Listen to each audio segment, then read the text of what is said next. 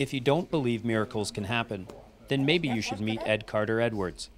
He's a member of the Royal Canadian Air Force and a veteran of the Second World War. Ed visited 2 local high schools to reinforce the message of Remembrance Day and share his stories of being a prisoner of war in Buchenwald, Germany. Well, the first one was when we collided with another aircraft on a night trip over the target. The second one was when we were shot down. Luckily, our plane was set on fire, and we were able to get out before the plane hit the ground and exploded. The second one was when we survived the horrible beating we got when we were betrayed to the Gestapo.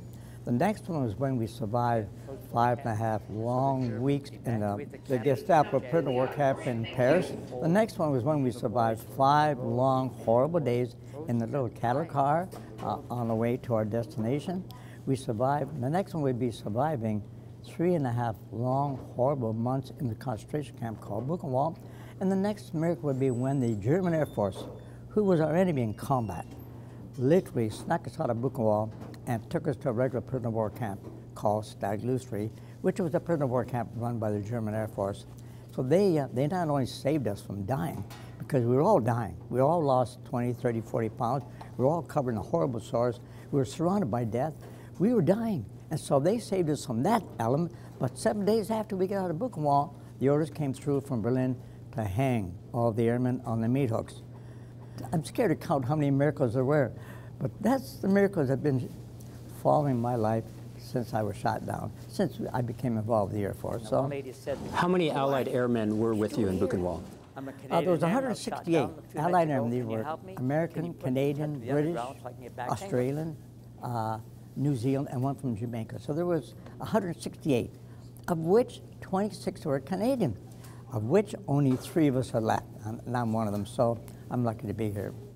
Buchenwald was the most cruel, the most sadistic, the most barbaric place in the whole world. 56,000 men and boys died in Buchenwald over the period of 7 years that it existed. You've been back to Buchenwald a few times. Tell me about the very first trip and the most recent trip. My very first trip was way back in 1999. That was very scary. 56,000 young lives, men and boys, went through that concentration camp, went through them ovens. That was kind of emotional. But my last trip in April this year, we went back to witness the dedication of a special plaque that was erected and created in memory of the 168 Allied airmen, of which 26 were Canadian. And so we were there for the dedication of that plaque. And that was so emotional. So, and I also met a German colonel that came to me after my presentation, and he said to me, "I want to thank you and your comrades for restoring peace and harmony to Europe. I want to thank you and your comrades for restoring peace and harmony to my country. I want to thank you for removing tyranny from my country. Every German should embrace you." Wow, what an emotional reunion. I thought, sir, 70 years ago, you tried to kill us when your planes shot us down in flames. Here we are today, we're shaking hands, we're embracing each other, we're expressing a joy of being together. This is a highly emotional moment for me, and I'm so glad that what we did 70 years ago had brought the peace and harmony that we enjoy today.